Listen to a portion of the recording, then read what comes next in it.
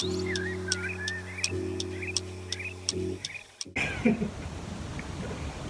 people, I'm back, and why do you look so disturbed?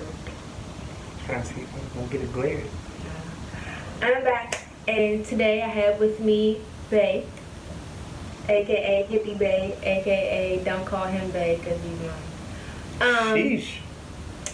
So he doesn't know what we're about to talk about, and this is kind of just off the cuff, but I know a couple of people have posted online about what it's like to date somebody with a chronic illness. So I want to ask you. Wow. So. Very intense. Really? Very intense.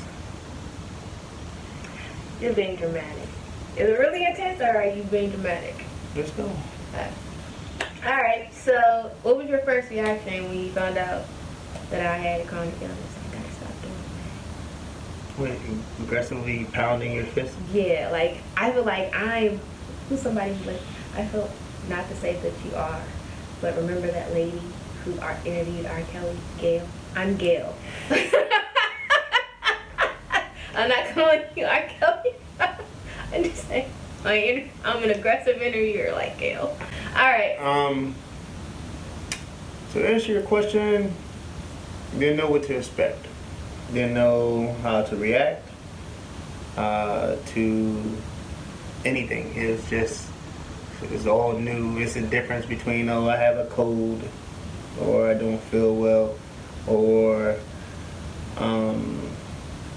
anything of that sort. Can't just rush you to the doctors. You pretty much know what's going on. There's some things that you have to deal with. So I say different. It's almost like a newborn baby kind of situation, because you know they're uncomfortable, but you can't tell what's going on, how to fix it, what to do to fix it, or to help them ease the pain. So, were you ever, I guess the word I want to say is like intimidated or like cautious before you're like, alright, I really want to do this? Or you're like, I don't know. You know, more like I said, it's just learning experience. It's testing sometimes. Really testing, because you don't want to put a burden on anybody else, but you know what's going on with you, but you don't want to tell anybody what's going on with you. So it's just, you're put in a difficult position, because you want to be there, be a friend, be a coach, be there, give you the support that you need, but you don't accept it. I don't accept it? Well, I don't think anybody who actually has something that they're dealing with personally, that they know the ins and outs, the ups and downs, the feelings, the good days, the bad days, the ugly days, want to put that burden on someone else, period. Friend, boyfriend, girlfriend, wife, husband, uncle, mom, dad. I mean, you're going through it personally, so you don't want anybody worrying. Like, with that being said, you still don't open up. You don't let people in. If they have questions, you'll answer, but again, it's different. Very different. I see. So, do you not get mad at me because I'm sick? Nope. Actually, not sick. Ill, not sick. No. You don't sugarcoat stuff. That we don't. No, you don't. I think you used to. You can't get mad at something that you personally can't necessarily control. Since you can't control it, it's not like you're doing it on purpose. That's one. Two, I would say frustrated. More frustrated than anything, than being mad or upset or wanting to strangle you or anything along that lines. It's just, again, you know what's going on, but you either can't explain it or you don't want to explain it. And that's the most frustrating part, because my cure for everything, go to the doctor. Go to the doctor, go to the doctor, go to the doctor. What the doctor says. What are you supposed to be doing? Are you eating something, drinking something, applying something that may, mess with your illness, flare up your illness. It's just frustration, lack of understanding, lack of books to read for this, because everyone doesn't get affected the same way. So Frustrating. That's the best term I could come. Because I mean, I may get mad, but I can't get mad at you per se because of that. This is news to you. I get fussed at every day, y'all. So I don't know why he lying. He cussing me out. He don't cuss me out, but he does fuss me out. So what's something that you wish you could change About just like the illness? yeah. Like if I had to take one of the things away, or if I can just say I wish you didn't have it. Well, you can't get rid of it, but if you could change something in the dynamics. To you, what do you feel like is the worst thing from the outside in? Your sensitivity to weather change, heat, any type of anything over 60 degrees type. Of a good 60. No, it's just I think that plays a huge role on you and how you react, or how your body reacts. Any spike in temperature going up throws your body into a tizzy. So I think that's one of the major things that I see. I don't see anything that hinders you as much as that. So I think temperature change in the house, outside, car, wherever you may be, anything hot throws you into a tizzy. This is true. So I wish I could change something along the lines of that. So do you feel like my illness impacts what we can and can't do? No, because you're going to be hard-headed and do what you want to do anyway. You suffer the consequences, or you deal with it day by day. Sometimes you don't react to certain situations. Sometimes you come out on the other end refreshed, or just as you begun.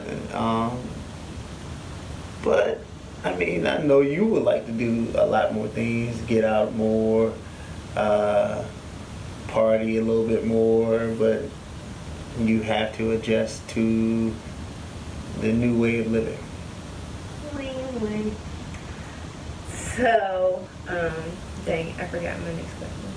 So, do you feel like you have adopted or developed like fears and stigmas? Like specifically like, oh, when I'm not around, when you're not around, what's gonna happen? Yeah, like I said, it goes back to like a newborn baby. You don't want to let you too much out your sight, leave you alone too long. Not a fear, more of a concern. But not crippling. To the point that you're like, you gotta be there 24/7. No, I mean, because then it's just, I think that would affect you more. I think that would, someone being, I mean, girls want that all the time, to be waited on hand and foot, but at the same time, that's your choice. But because you didn't have a choice in this, and it's almost, for the lack of words, necessary to almost have someone here. I don't think it's crippling. You still want to live your life. You want to be able to control what you can control, and see if you could, like, was it trial and error, certain things. So I will say, as long as you can have more good days than bad days, it wouldn't worry anyone to the point where they want to be waiting on you hand and foot. So how do you feel about my persistence in being, med-free, toxin-free? That specifically, I've been trying to, like, not take medicine for forever. But you are keen, go to the doctor, do this. And he don't go, but he want me to go. But he don't go. This is true. See?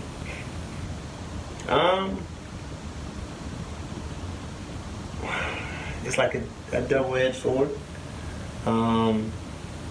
I want you to push yourself as much as you want to push yourself, because you're very driven, goal-driven, and no one wants to take meds every day. No one wants to count out pills and divide them of what you got to do in the morning and at night.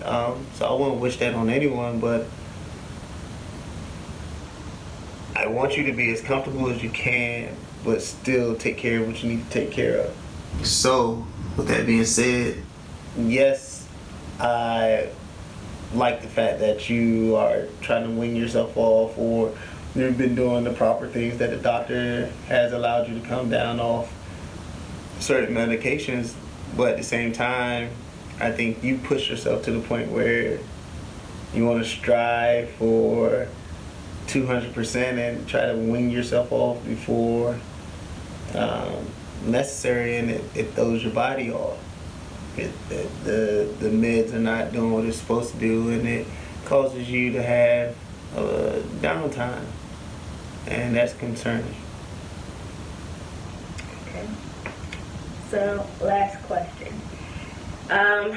If you had any words for somebody who was considering going out or dating somebody with a chronic illness, what would your advice to them be?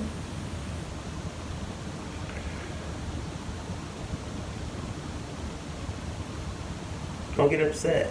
I told you I could get you mad. No, like, don't get upset. It's a new difference. It's different, but different is good. You learn more. You get enlightenment into different things of the world that's going on.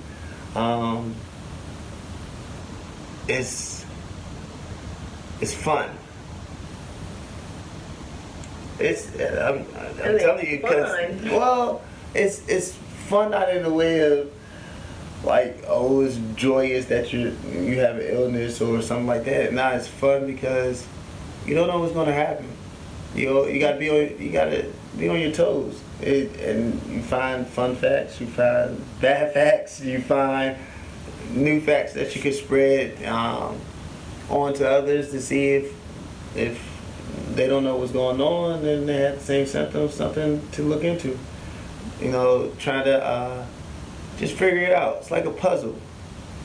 It's a puzzle, and if you're into puzzles, that's something you need to look into. I feel like men say all women are puzzles. So how is dating a woman with chronic illness different than dating or just a regular woman? Is it? You have to be more attentive. It's already a manual this thick for a woman. There is no manual. Men have asked me for a manual. No manual exists. Men ask for the manual, but when we get the manual, we don't want to read it. Y'all look at the front cover and the back cover. It's this big.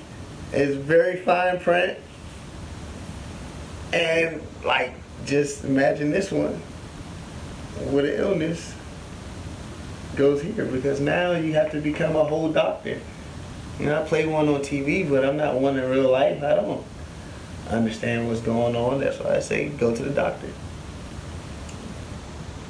Well, that's all my questions. Anything else you want to say? Get off your chest? Nope. About the subject? Nope. Was it really that hard? Yes. I'm sorry. Thank you. I had a cue card.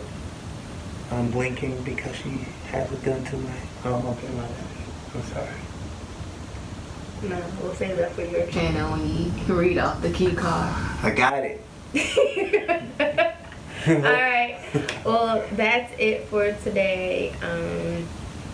If you guys have more questions for him, I can't answer it because I don't know what it's like to date me, but I imagine it is a treat, a delight, like winning a championship. But that's just how I feel when I date me, because sometimes I do date myself.